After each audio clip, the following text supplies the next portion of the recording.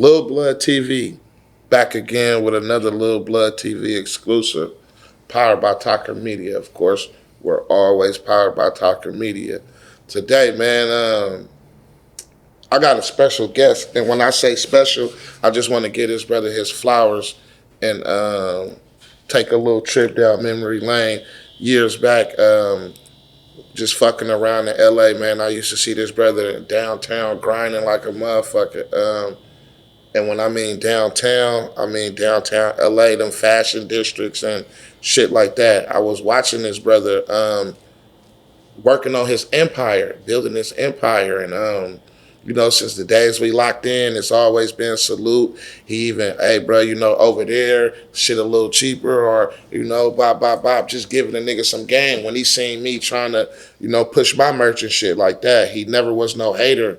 He always, tried to give a nigga some tips and shit. And fast forward today, just to see what he's built off this shit. And I just want to salute this young man, bro. And by me not running my mouth too much, I just want to introduce to some and present to others Desto Dub. How you doing, King? Off a lot of it, your boy Desto Dub from the Gutter to Butter. From Gutter to Butter, that's dope. Like I said, bro, you been doing this shit. Yeah. And a lot of people say even salt look like sugar. Mm-hmm. You get what I'm saying? Yeah. Let's talk about that for a minute. How was it in them early days, coming, just grinding and just putting your work in with this shit? It taught me a lot. It taught me a lot of stuff just grinding early in it because, me, when I really started with the clothing line, I really kind of was just jumping off a tour, hanging out with my boy Pump, living a good life. And I'm like, I got to start something. Mm-hmm. COVID got everything stopped. But when I first started, the first thing you think of is, let me get it to all of my celebrity friends. Right. They think that's like the key ingredient, get it to the celebrity. So, I probably did hit a few people, try to. But then I just started realizing it's not about giving them something, because you can give it to them, that don't mean they're going to wear it. Right. You got to have something they want. Make them ask for it. Right. But you kind of got to know them to make them ask. But make them be like, hey, bro, I need that. I want that. I seen them in this. So then I just started attacking that. And that really was how I just kept just changing the recipe. Right. Okay, we know about the clothes. Fuck that. I don't want to talk about that right now. You're an artist as well. Yeah. And you make dope ass music. Let's not sit here and front that shit. Nigga, how is it juggling, being Desto Dub the artist, what I really truly have a passion for it, but now, I do this clothing shit too, and then the clothing damn near outpowering my passion. Talk to me. Yeah, the same choice everybody got to make, bro. But I'm a businessman overall. Mm-hmm. I'm a hustler at the heart, at the core of everything. And me being a hustler and a businessman and growing, you start, weighing your pros and your cons. So, honestly, I feel as passionate as I am about clothes and as passionate as I am about music, about Juice. Mm-hmm. Literally have the same love for all three of them. But then you have to weigh which one makes you the most money without the most hassle. Which one is not, you're not using too much to where it's affecting your profit. Which one, and after you weigh your options, you like, shit, the clothes shit is really the bread and butter. Right. And all this other shit is a hobby or an addiction. So you got to cut the hobbies and the addiction, and then you grow the bread and butter. You grow that motherfucker, and that's what I did. And a lot of people aren't able to make. It's a lot of choices on the way to getting, successful, a millionaire, whatever. And how you make them choices is what's gonna get you there. And that's the biggest thing, how you make them choices. And sometimes them choices ain't based off of what you was raised, what you was taught. It's based off of how much do you want it. How much do you want it, So that was one of the choices I had to make, And some people don't do it. Some people try to juggle all of them. They still taking this money, pouring it in there, taking it for the host. But it's like, I'm looking at it, I'm spending $500 a night for a studio. I gotta pull up, I gotta smoke. shit, if it's I got my homies coming over, I'm ordering food. If Draco and them, I'm letting them just use the whole session. I ain't even tripping. Now that's an expense. And when you're trying to make that fire song, you're gonna do all that and you're gonna be in your vibe and then you're gonna make the fire song. But am I making money off of that fire song? Right. How long is it gonna take for me to get some of this money back? Right. Off of these little racks I spent on this tape. Right. And it's just the clothes was the biggest profit margin. It was, and I'm glad I did that. I had a studio, bro. I had a studio. Yeah. I've been in a studio. I had a studio, And even with that, it was putting my life at risk. Because you got to understand, bro, I'm like, I'm the bag now. You got to protect the bag. It ain't like how it used to be where it's like you can be out there like, no, everything is that you do at this point is protect the bag. You got to calculate it. You got to. Yes, sir. So the studio was putting me in a lot of, then they got, my Wacko got robbed and followed home. SWAT teams came, kicked the doors in, took the cameras. Overall, my wife is tripping every time I go to the studio. Like, why are you still there? That's so dangerous. They know it's there now. You just up there, and I'm like, bruh, it's not even worth it. Cut the lease, fuck it, sublease it, sell the equipment, because it's like you want more money, less stress. Right, you don't want more. At the first, you don't give a fuck. Stress me out to get the dough. Right. But after that, it's more money, less stress, and that shit was too much. So, and rapping, it was just I love it, and I still do it though. But I'm not trying to do it on a professional level like everybody. I got a studio inside my house. I got a studio inside my office. I'm not going around no fucking studio or nothing like that. Right. I engineer or my homeboy engineer. I ain't trying to get this man's engineer because I'm not doing that. I'm using what I got to where it's not like a super crazy hobby, because I don't know if you noticed with rapping, bro, a lot of the stuff you say, it kind of happen. Manifest. It'd be so crazy. I'm talking about cars I never had. I got them now. And like, you know me, like I didn't never think about that. It wasn't ever the goal to try to get all this shit. The goal was to make some bread today. That's the only goal, was to make some bread today. So like, well, all that shit, like, damn. You said something. I think it was hobbies and habits. Yeah. Or hobbies and addiction. When does a hobby become an addiction? Or can I say, how does a hobby become an addiction? A hobby becomes an addiction when it's not good for you. It just got some of the characteristics that addiction will have. A hobby is fun. You do it here and there. You spend a little money. It's not affecting your health. It's not affecting your mindset. You know what I mean? An addiction is like something that you not supposed to have. You can't stop. You can't control what you want towards it. You can't let it go. You on it, because like a hobby can be after work. I play the game a little bit. An addiction is I've been on here for 12 hours every day. I'm running home to do it for 12 hours every day. Like I'm missing work, being late for work for this game. That's an addiction. This is a hobby. It's kind of really how you controlling them, So, question though, when you're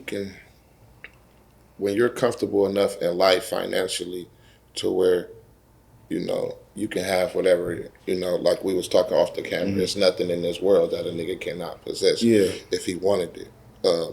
How does one tame that beast? You get what I'm saying? Because, a nigga came from being broke. And I know you're not afraid to say it. We're not afraid to speak on our hardships. But how do you tame that beast to where, okay, now I'm able to do whatever the fuck whenever I want it?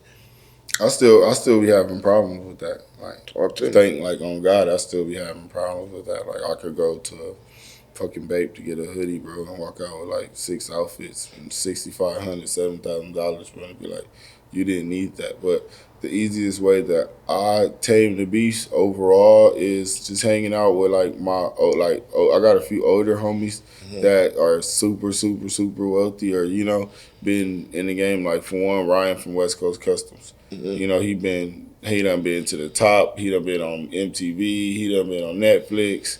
He got a company. 30 years in the game. So a lot of the stuff I rub towards him. I've been dealing with this other dude, David Meltz. Mm-hmm. He like a big philosopher, you know. I be trying to go off of what he be doing, you know.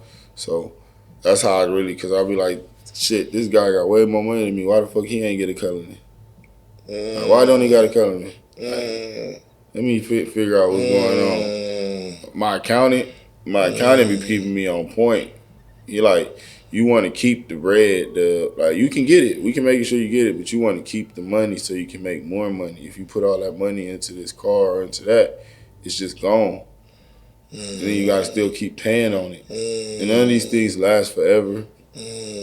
So they be my accountant and my big homie, like my older homies that I be messing with and pulling up on and spending a couple of hours just chopping it up with, talking to them. I don't even be smoke. They don't smoke. We just be talking. Those be the ones that be keeping that beast tame. Because they let me know everybody don't be just keep going up. So while you going up, like my accountant got me on some put 10 to 20% into stocks every month. Every month. Just put 10, 20, call that your retirement fund. Boom. You feel me?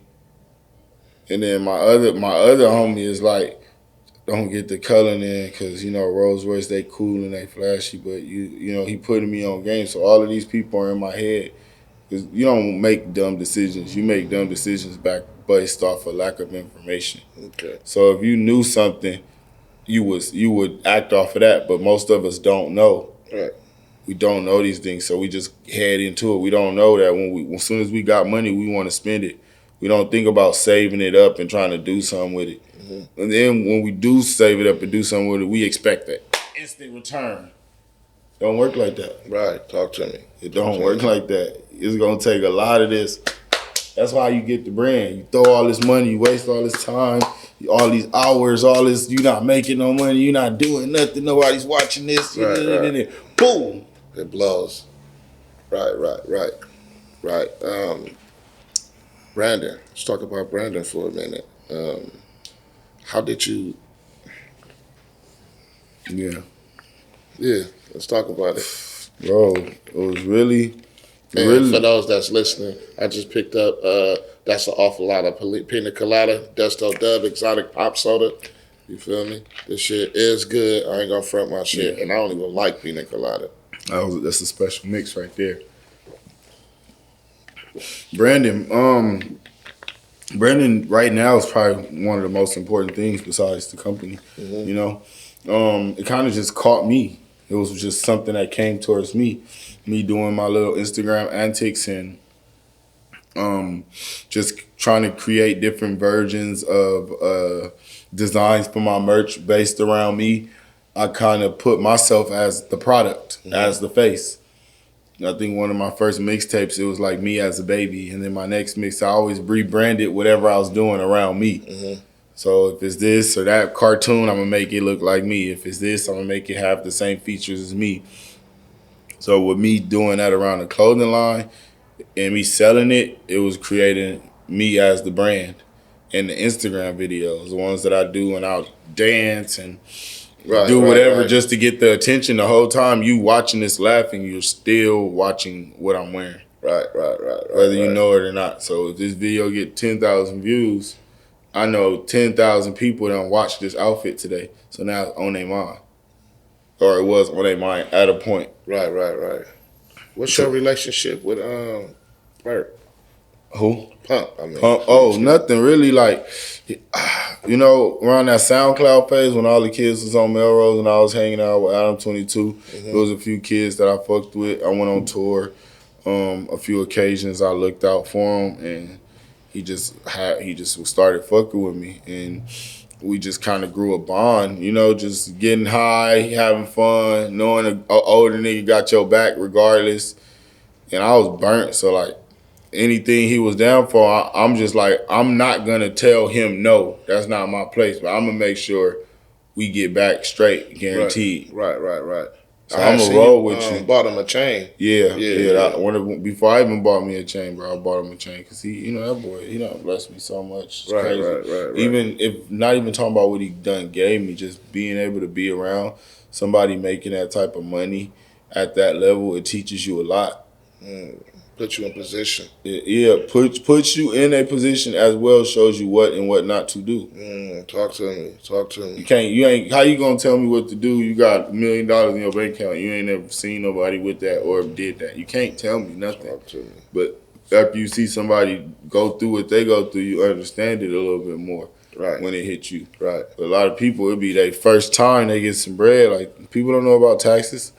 I'm talking about taxes. Like, I know about taxes. People don't know about taxes, bro. And a lot of people don't know even about, like, these tours and stuff. You go on these tours, you down there break even, if not lose, at the end. I don't care how much money you make, because it's expensive. You eating, you got your homies, you know? Yeah, trust me, I know, yeah. So you'll do a whole tour, they think you up, you come That back front and end shit. gone. Yeah, it's gone, bro. What? Yeah. More than that. Because you want to do a little here, a little there. Everybody want food. I got food. That shit add up at the end. When you look at where all your money went, it went from here to there, it's gone. Right. And the fucked up part about it is, once that money gone, all them people gone. Oh, yeah. Them people that you just took care of you and you took care of, been on the road with, like, they're gone. They know the worst part. They trying to see where they bread at. I know you gonna slide me something, bro. I just did too. Like, come on, bro. I seen you get all that money. Right. Hey, nigga, you know what I got to pay for y'all niggas to sleep in a hotel room every night? Right. You asking me for some money? But kind of, you know, the soldiers don't understand that kind of. So you'll go down there get a nigga turn on you because they feel like, Yeah. damn, bro, I just went with this nigga, watched his back for all these dates. He ain't give me shit. Right. But don't you think niggas should start having that established already? Like, bruh, listen, bruh. Blase, boom, boom, boom, boom, boom. Yeah, that's your second or third one, but you know that first one, and that's where everybody get it. It'd be the first one. A lot of people don't make it to a lot more. You know what I mean? But that first one, you be so hyped. You just doing what you see on Instagram or on the movies. You take your homies when you know what you see Sosa do. Right. That's all you. You take your homies. Y'all thick as fuck. Y'all in this caravan. Y'all in this Sprinter. Y'all in this whatever. You just doing what you see. Oh yeah, get the rooms. Here, take the debit card, get the rooms. Get everybody. Like, you just doing what you see. Then you realize and you're like, hell no. Yeah, that shit burning a hole through your little debit card. Some niggas stop doing their own tour and just start doing shows. Because it's like you in and out. But the tours, it really builds your name up, but it costs money. And eventually you make money. But in the beginning, it's just like everything. Yeah, that's why it's called promo tours, right? They do promo runs. Yeah, you're not really making nothing. You there to let these people know who you is. Right. How does Desto deals with let me hold this, let me hold that, let me hold this, let me hold that. It's a few ways. It's a few different type of levels of it. Yeah. You know? Honestly, I done been so you know, I done fucked with you before, so you know, just you can tell how a nigga pull up, like, oh, you like I done been in some trenches. Like from the ground up, from the east side. So certain people, I just don't want to see them go through that. Like, I done got cars parked in the red. It got told I can't afford to get it out the impound. Now I have no car. Oh, the back window got broken into. It's gonna be like that for a month. Lil son got a game, but he need clicks. You need to. That's different. But I'm just saying, okay, you got that one. Then you got my boy who I used to really lock in with. You feel me? Like, we used to really be getting it. He just got out. Now, you know, he looking like, what's up? Like, yes, overly here. And again, you know, I tell you, a lot of this shit be from motherfuckers that be around. I spent a good amount of time with Thug before he went in, and it's coming in, you just want, you know, you want everybody to be cool, but you just don't make sure you're available to everybody. So I'm not around 1,000 niggas, every nigga from the hood trying to pull up and ask me for something. If I go over there to the hood, I ain't gonna lie, I probably got like whatever in my pocket that I can give out. Like, this is for y'all. I'm not even tripping. Boom. But that's it. But for the most part here, I'm not doing all that. But that shit can become a dependency. Oh, for sure. And it becomes another bill, and it becomes a headache. And what people don't understand is, y'all seeing this, but, you know, I have a family. it costs, this stuff costs, these clothes, this store, Yes. this gas, this mortgage, this car note, this shit costs so much, bro. I'm probably spending 60 to 70% of what I make on maintaining what is making it. And then there's taxes. Talk to me. There's taxes. So like all of this be cool, but when they see this is paying for this and making sure it's straight. Right. I pay so much in insurance. I pay so much in security. Yeah. Just to make sure there's no hiccups in the road. Right. I can hit corners and cheap corners, but then it's not going to be quality. It's going to be backlash. It's going to be negativity. I'd rather pay more just to keep a straight, functionable steady. line at a standard. You know, a standard when you come here, when you shop here, when you fuck with me, there's a standard. Right. Right. So they just don't understand how much it costs to make that. They just see what's coming in. Like, I look, that shit be crazy. You be like, oh, I made this much. It's not in there, though. right. But I've been such in a bad place, bro.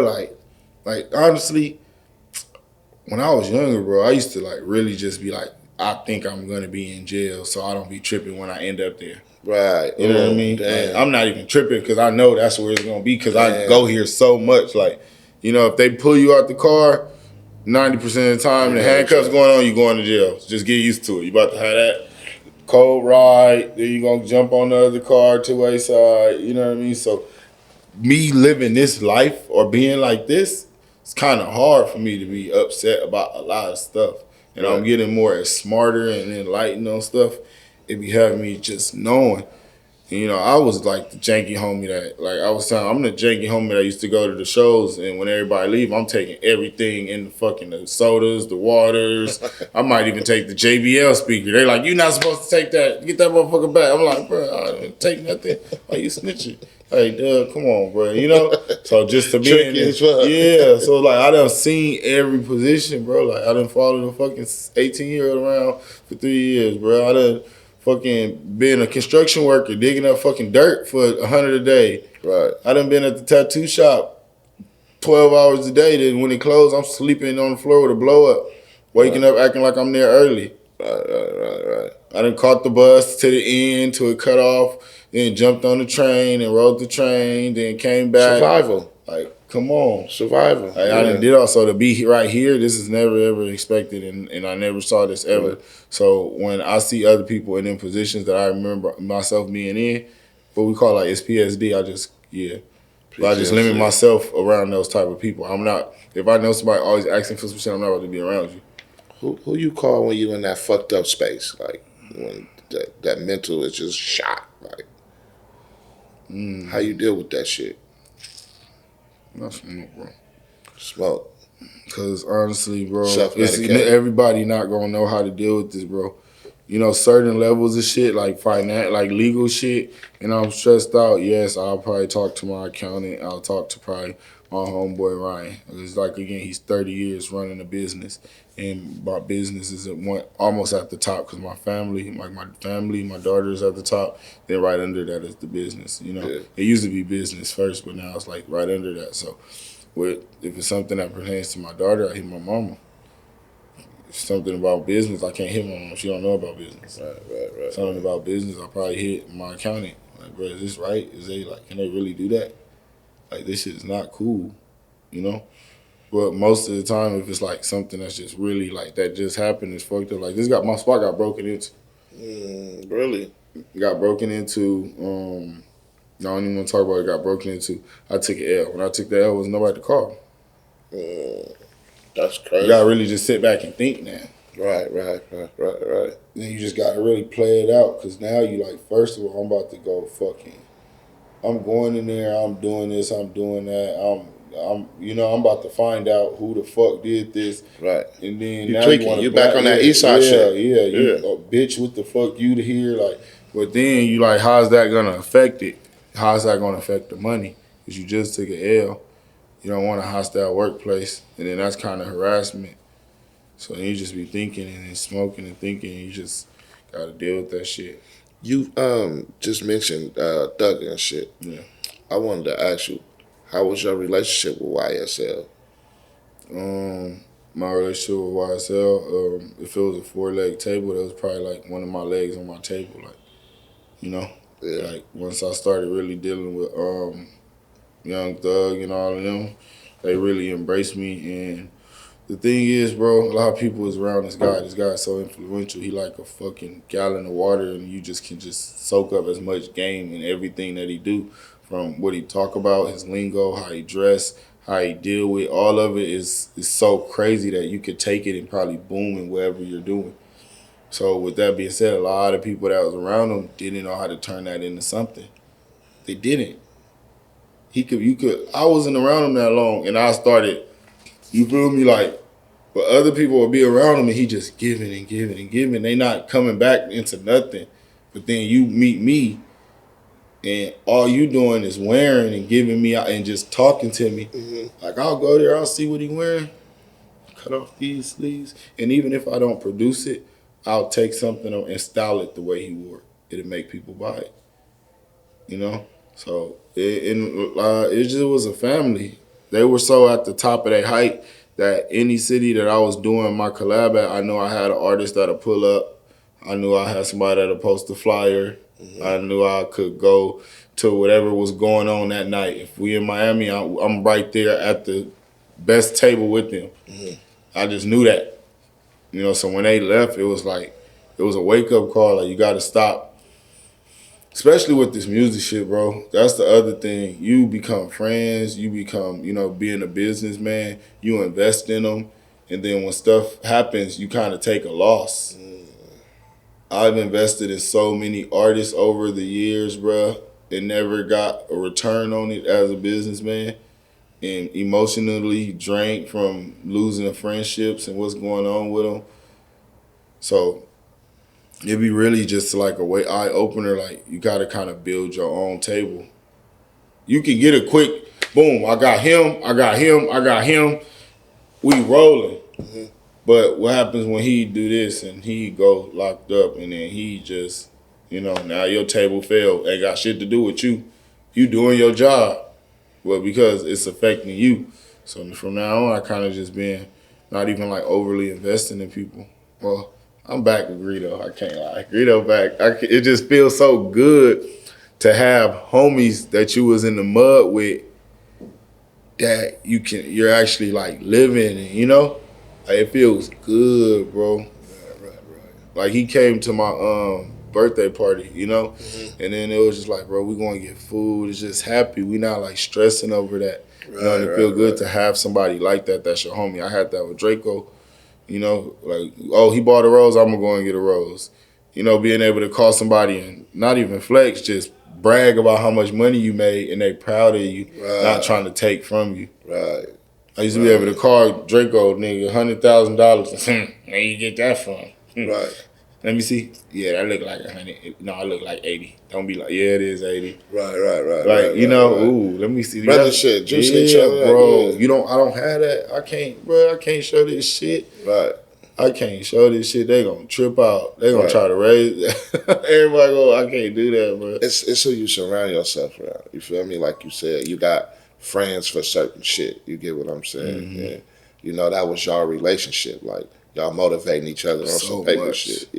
Yeah. How did his death affect you, if you don't mind me asking? Bro, that shit, nigga, affected me the most, bro. Like, from when he got out, I was like, how can I put it? He was the star player, and I was like the coach, the player, plus the scout. So I would treat him how he needs to be treated.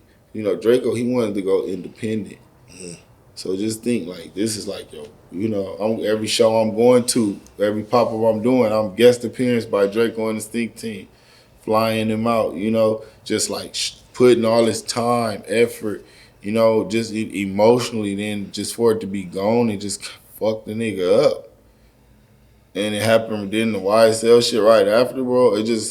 I had to stop fucking with people, really. Yeah. I just had to stop fucking with people in general because I don't want to keep doing that to myself over and over and over, business-wise, traumatic-wise, and it's just a constant thing that's happening when you're dealing with artists that much in the culture, Draco is like my brother, nigga. Like, he was like my fucking boy, and just to just put everything like he putting all his songs wearing this shit. I'm putting all my shit into him, and then it turned around and now he just gone. Like that shit's fucked up. So it be having me because it's like everybody big, buff, tough, this, but that shit just leave everybody else fucked up. That shit don't do nothing to you because it's over, but it fucks up everybody else. So I be trying to be around some motherfuckers with some longevity, motherfucker that I know gonna be here 20, 30, 40 years. You know, that's the type of shit I'm on. I can't do this. Like, if I hang around you and I see it's really detrimental, then I respect everything, but I can't really lock in with that type of shit because I got a high value. I'm a high value, and I can't be like putting myself at risk and putting in situations like that. Exactly. I used to be so high. I used to be with Draco so much that I didn't look at the risk. I didn't look at none of the risks. We driving, bro. We do a video, nigga light up the shoot. Okay, everybody good. Keep going. Not like looking at, bro, you know, just like, why you still keep going? Like, it's over with. No, it's cool, let's go. Riding around with, you know, Chunky Monkey, Shanae with the banana and all that, you doing all that, bro, that's all. My car bright as fuck with 5% tint. Right. Like, I'm swimming backwards. Right. Not thinking. I'm swimming backwards. Not thinking. Then, you know, get the driver, dude. If you want, you know, get the security, you know. But if you like, niggas, I ain't no doing none of that. What the fuck? It's like, bro, you risking it. I can't be around it because I'm gonna start doing it. I'm gonna suck that up and start doing it. I'm gonna feel stupid. So I'll be trying to stay away from like that shit. I would be in the family, you know. I'm gonna switch lanes for a minute. How's the marriage life? Oh, that shit fire, bro. This shit me. fire. It's like, the thing about marriage is, bro, when you get married, you got that one, and hopefully it's the right person. But when you get married, you got that one, she like your safe. You know what I mean? She gonna keep all the information. You can go back and reference. You put it all into her. You know? It's just, and it's a learning experience. It's a journey, too. It's a journey, but it's a beautiful journey. You know, it's like climbing through the fucking, this is funny, it's like climbing through the woods to get to like a little pond in the middle or a little hot water spring or something. You went through some bullshit, but this memory is going to outshine all of that. So a lot of people be getting in this and it's not good. It's not going to be good. You feel me?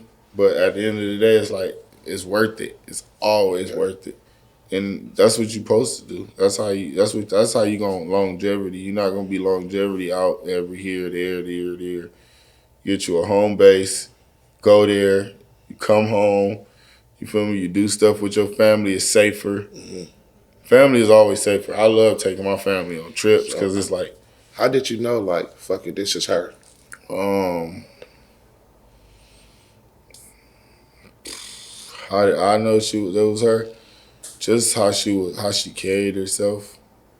Because that's one big thing about me is, you know, a bitch could love you, be nice to you, all this, y'all good, but what happens when she mad at you? Is she gonna go out and fuck this nigga? Is she gonna go and talk to your enemy? Is she gonna steal from you? Is she gonna take something that if she wasn't mad, she wouldn't take? So that's when I seen like she'll get upset, she'll just leave. You know what I mean? She wasn't petty, she wasn't trying to like, you know what I mean? Because we dated, so. Right. Even with dating, it never was like, fuck this. Like, no, I was like, I still got to carry myself out, you know? Accordingly. Yeah, for sure. She look crazy now, but I'm just saying, like, that, just knowing that, it made me like, okay, boom, this got to be my baby mama. That's what I said. You're like, I'm not going to be your baby mama unless I'm your wife. I'm like, fuck you, my wife then. Like, Right. Let's run it. You my wife, you my baby mama. So then that just led to like just started really discovering how fun this shit is. Like we just went to Italy together. Oh, that's dope. Like you know, I'm used to. Too? No, we didn't take my daughter this one because I don't be liking my daughter to travel too much all the time because she be getting sick. Right. Bro, we go to Jamaica. I mean, we went to Mexico. Time of her life came back. She's sick for a month. So it was not really, you know, that no. So we left my daughter, but just going, you go on trips with your boys. Everybody know how that's going to be. It's going to be fun. It's going to be jokes. Niggas going to be farting.